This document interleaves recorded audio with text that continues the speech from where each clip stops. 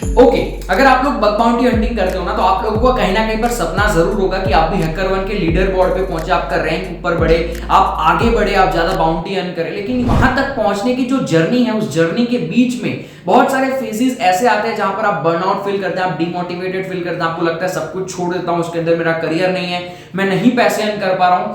तो आज के इस वीडियो के अंदर मैं आप लोगों को कुछ ऐसे टेक्निक्स बताऊंगा, जादू टोना नहीं बताऊंगा, मैं आप लोगों को रियल वर्ल्ड की बात बताऊंगा जो आप लोगों को शायद मदद कर सकती है बर्नआउट से बाहर आने के लिए। मैं आप लोगों को वो जो हैकर जो ऊपर पहुंच चुके हैं, यानी कि रैंक जिनका ऊपर पहुंच चुका है, ठीक है, ऊपर मतलब भगवान के पास नहीं, रैंक जिनका ऊपर पहुंच चुका है ना, उन लोगों के दिमाग का पर्सपेक्टिव बताऊंगा जो आप लोगों को हेल्प करेगा आपके करियर में, आपके बग बाउंटी जर्नी में बर्नआउट से बचने के लिए। देखते रहना वीडियो को एंड तक। स्टार्ट करता हूं वीडियो बिना किसी देरी के। Welcome back to Spin That, this is Abhijit, आप देख रहे हैं how to overcome burnout in bug bounty. So without further ado, let's exploit.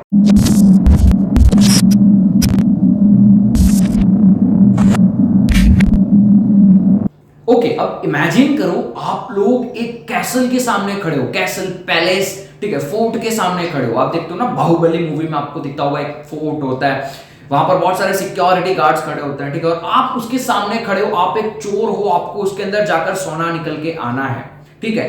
Now imagine इस फोर्ट में घुसने के बहुत सारे अलग अलग दरवाजे हैं, सभी दरवाजों के ऊपर सिक्योरिटी गार्ड खड़े हैं। अब आप लोग क्या करोगे? क्या आप लोग इस पूरे फोर्ट के अंदर घुसने के लिए मेन एंट्री लोगे?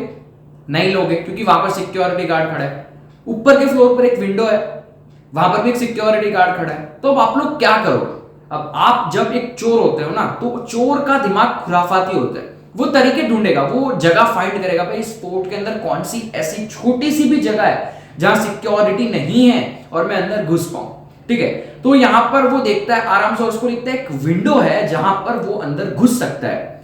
तो भाई इतने बड़े फोर्ट के अंदर सब जगह पर सिक्योरिटी टाइट है, लेकिन एज ए चोर वो एक ऐसा पॉइंट फाइंड करता है जहां से वो अंदर घुस पाए।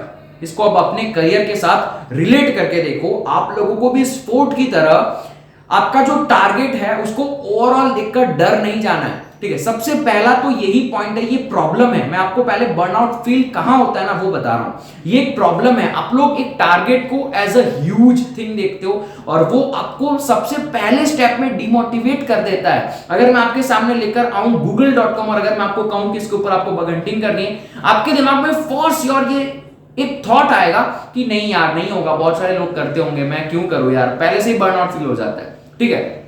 तो सबसे पहला एक प्रॉब्लम का सॉल्यूशन तो ये निकाल लो, अपने दिमाग में ये बिठा लो कि आपको पूरे कैसल को नहीं तोड़ना है, आपको पूरे कैसल के मेन एंट्री से नहीं घुसना है, आपको पूरे कैसल के अंदर एक छोटा सा पॉइंट ढूंढना है जिसके मदद से आप अंदर घुस पाए। छोटा सा पॉइंट, छोटी सी विंडो कह सकते हो, छोटा सा होल कह सकते हो, उसके अंदर जाकर आप बहुत कुछ कर सकते हो। एक बार कैसल में घुस गए फिर तो जो चुराना है वो चुरा सकते हो, आपका है पूरा कैसल, ठीक है।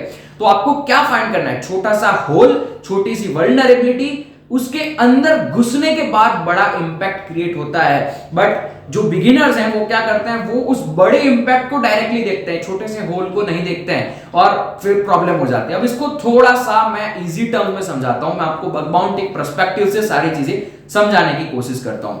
यहां पर मैं बात कर रहा हूं सबसे पहले, स्टार्टिंग इज ऑलवेज सेम।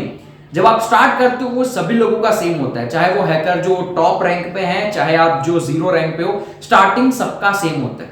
एक चीज ध्यान रखना, आप अपने आप को टॉप रैंक वाले हैकर के साथ कंपेयर कभी मत करना, उनका स्किल लेवल और आपका स्किल लेवल बहुत अलग है, ठीक है। लेकिन जब वो आपके स्टेज पे था, जब वो जीरो रैंक पे था, भाई वो डायरेक्ट टॉप रैंक पे तो नहीं गया, जीरो रैंक से स्टार्ट किया होगा, तो जब वो जीरो रैंक पे था तब वो भी आपकी तरह ही था। एक बहुत ही फेमस कोट आप लोगों ने सुना होगा, do not compare your chapter 1 with someone's chapter 50। तो भाई उसका चैप्टर 50 जो है उससे आपका चैप्टर 1 कंपेयर मत करो, उसने भी चैप्टर 1 से ही स्टार्ट किया था ना। जब हम स्टार्ट करते हैं, ठीक है, जब मैंने स्टार्ट किया, जब आप स्टार्ट कर रहे हो, जब बहुत सारे हैकर, जब नाहम सेक ने स्टार्ट किया, जब जैसन हेडिक्स ने स्टार्ट किया, जब स्टॉक ने स्टार्ट किया, सब लोगों ने स्टार्ट कैसे किया था? एक एक चीज को सीखना, राइटअप्स को पढ़ना, वीडियोस को देखना।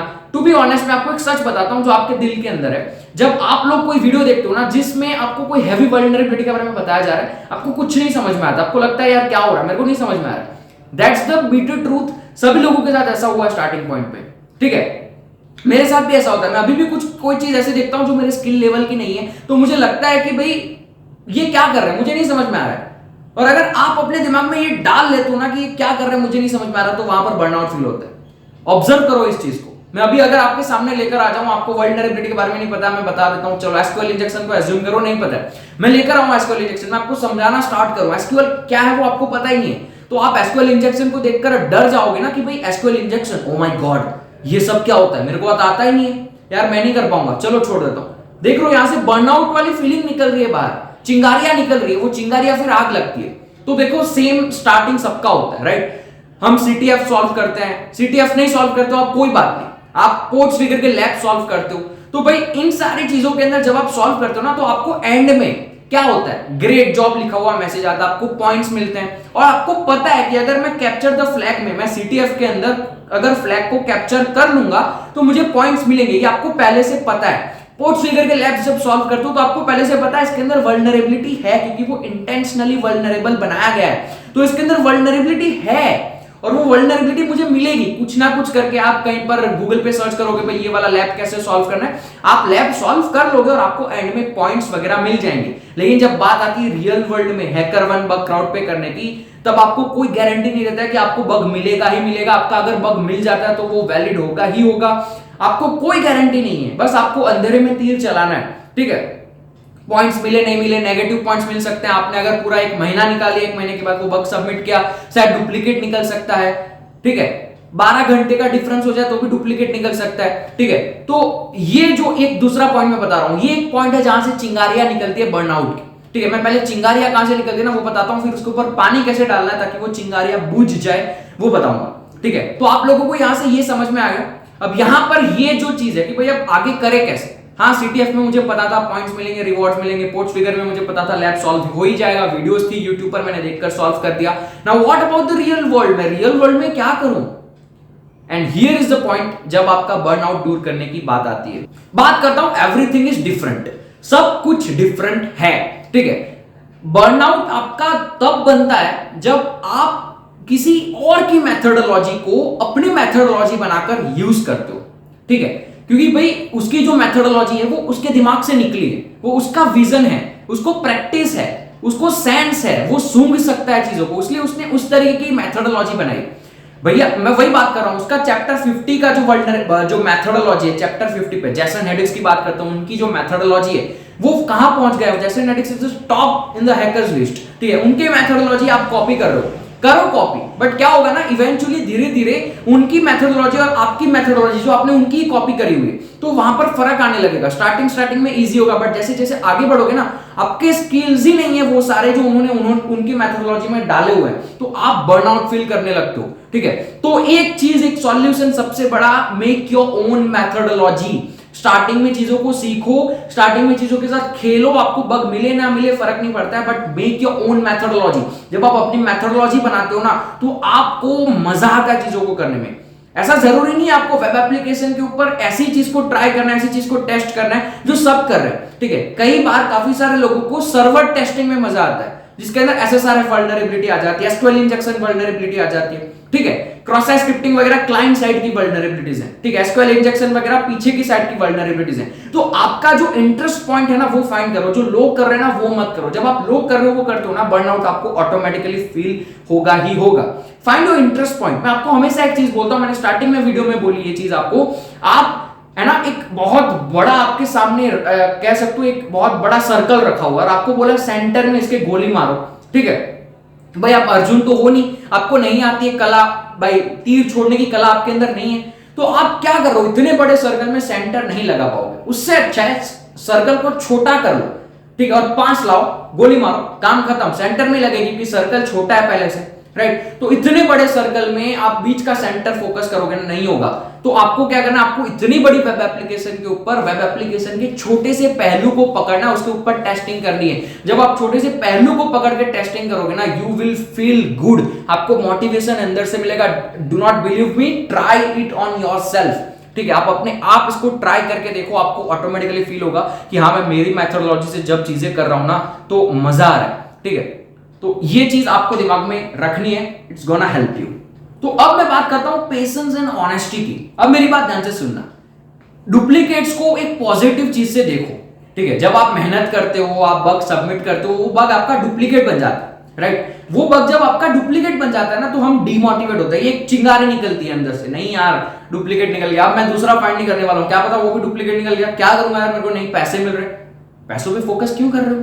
मैंने बोला ना आपको, आप वो होल पे फोकस करो, होल के पीछे के इंपैक्ट को फोकस मत करो। जब चोर चोरी करने आता है तो वो चोर डायरेक्टली, देखो वो पहला स्टेप क्या होता है चोर का, वो है ना दरवाजे पे फोकस करता है, भाई उसको पता है कि दरवाजे के पीछे बहुत सारा पैसा है, तिजोरी के अंदर बहुत सारे पैसे हैं, लेकिन भाई वो तिजोरी को खोलने पे पहले फोकस करेगा ना।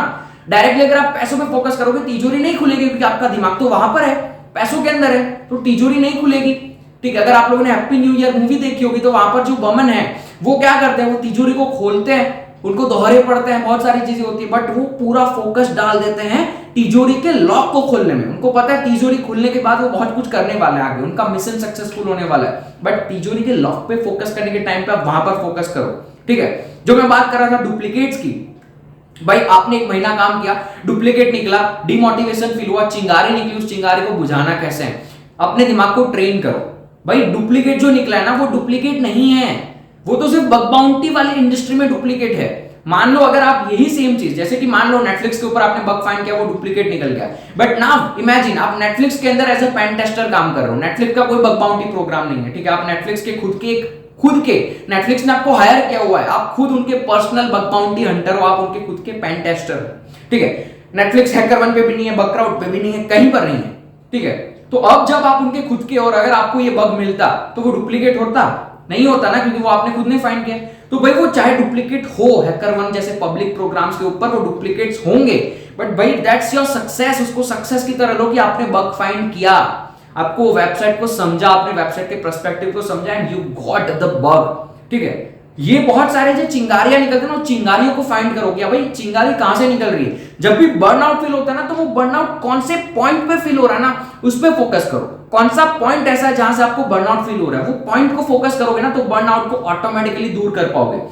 छोटी सी एक टिप देता हूं, मैं क्या करता था, मैं ना जब बग हंटिंग करता था, मैं हालांकि अभी करता नहीं हूं बग हंटिंग, बट जब मैं बग हंटिंग करता था ना, तो मैं बहुत बड़ा टारगेट पकड़ता था, मैं बहुत बड़ा, जैसे कि एक बहुत बड़ा फोर्ट है, उसको मैंने पकड़ा, फिर मैं उसके छोटे छोटे पार्ट पे फोकस करता था। मैंने अपनी बहुत सारी मेथोडोलॉजीज बताई हुई वीडियोस के अंदर, राइट। तो मैं करता रहता था। बहुत ऐसे चांसेस होते थे जहां पर मुझे बग्स नहीं मिलते थे, बहुत सारे ऐसे सिचुएशंस क्रिएट होते थे जहां बग नहीं मिलते हैं। पूरी रात जागा, मुझे लगा था यहाँ पर बग मिलेंगे, एक्सपेक्टेशंस बहुत बड़ी थी, लेकिन बग नहीं मिला, तो एक्सपेक्टेशन धड़ से टूट जाती है और फिर आगे बढ़ने का मन नहीं करता। तो मैं क्या करता था इस टाइम पर, मैं अपनी चिंगारी को कैसे बुझाता था, अपनी खुद की चिंगारी खुद बनाओ। जैसे एक पॉइंट डिस्कस किया ना, एवरीथिंग इज डिफरेंट, आप भी डिफरेंट हो, आपकी चिंगारी को बुझाने वाला पानी आपको खुद बनना पड़ेगा। दूसरे के टिप्स ट्रिक से आप नहीं बुझा पाओगे आपकी चिंगारी, क्योंकि वो आपके दिल के अंदर, आपके दिमाग के अंदर लगे हुए। मैं क्या करता था, मैं अपना फोकस शिफ्ट करता था। टाइम वेस्ट करने से अच्छा है, बैठे रहने से अच्छा है, भाई नहीं करना, इसके ऊपर मन नहीं कर रहा है अभी, कोई बात नहीं। मैं नोट्स बनाई थी, नोट्स बनाकर रख दी साइड में, उस टारगेट को बंद कर दिया, उस टारगेट को देखा ही नहीं, मैंने छोड़ दिया वैसा का वैसा। Now I start doing something else. मैं बग हंटिंग में कुछ रैंडमली लर्न करने की कोशिश करता हूँ, कुछ नया सीखने की कोशिश करता हूँ, ट्विटर पे स्क्रॉल करता हूँ। ऐसे करते करते, ट्विटर पे स्क्रॉल करते करते मुझे कहीं पर कुछ ऐसा दिख जाता है जो मैं रिलेट कर पाता हूँ मेरे एग्जिस्टिंग टारगेट के साथ। ठीक है, मुझे ट्विटर पे मिल गया भाई एसएसआरएफ की एक टिप मिली मुझे, और मैं अभी एसएसआरएफ मेरे टारगेट के ऊपर करके आया, मुझे वहां पर सक्सेस नहीं मिला, तो मेरे को यहाँ पर टिप मिली। अब मेरे दिमाग में ऑटोमेटिकली एक इंटरेस्ट डेवलप होगा, ये टिप मैं अपने टारगेट पे ट्राई करूं, चला यार करके देख लेते एक बार क्या हो जाएगा। तो मैं फिर से लैपटॉप ओपन कर दूं, देख लो बर्नआउट से आप ऑटोमेटिकली इंटरेस्ट में आ गए। तो आप अपने फोकस को शिफ्ट करो, जब बर्नआउट फील होता है आप ऑटोमेटिकली इंटरेस्टेड हो जाओ आपकी चीज के अंदर। ये मेरे साथ खुद होता था, मैं आपको इसलिए बता रहा हूं। So this is a way you can overcome your burnout. मैं यहाँ पर कोई आपको ऐसा जादू टोना नहीं बताऊंगा भाई ये करो, सुबह उठकर नीम का पत्ता खा लो, आप बग हंटिंग भूल जाओगे। देखो नीम का पत्ता कड़वा है, बर्नआउट थोड़ा, समझ गए ना, ठीक है। तो ये चीज है, अपने बर्नआउट की चिंगारी फाइंड करो, चिंगारी जहां से निकल रही है ना वहां पर पानी डालो। पानी कैसे डालना ऑटोमेटिकली आप समझ गए, मैंने बहुत सारे एग्जांपल्स दिए। तो एक चीज दिमाग में रखना, बहुत बड़े कैसल के अंदर, बहुत बड़े सर्कल के अंदर सेंटर को टारगेट करना मुश्किल है, उससे अच्छा आप करीब जाओ, उस बहुत बड़े फोर्ट के अंदर छोटा सा एक विंडो फाइंड करो, उसके अंदर जंप मार के घुस जाओ। बहुत बड़े सर्कल के अंदर गोली मारने से अच्छा है सर्कल को छोटा काटो, करीब जाओ, टारगेट को पकड़ो, गोली मारो, आपके बीच में सेंटर में ही जाएगी। तो ये चीज का ध्यान रखना, आपका पॉइंट आउट ऑटोमेटिकली चला जाएगा। So that is it for this video. I hope आप लोगों को वीडियो पसंद आया होगा। अगर वीडियो पसंद आया तो वीडियो को लाइक करना, इससे और लोगों तक पहुंचेगा और लोग बर्नआउट से बाहर आ पाएंगे। तो अगर आपको पसंद है लाइक कर देना, कमेंट कर देना, चैनल को सब्सक्राइब कर लेना। मैं मिलता हूं आप लोगों को अगली वीडियो के अंदर, तब तक के लिए stay secure guys, keep smiling, piece.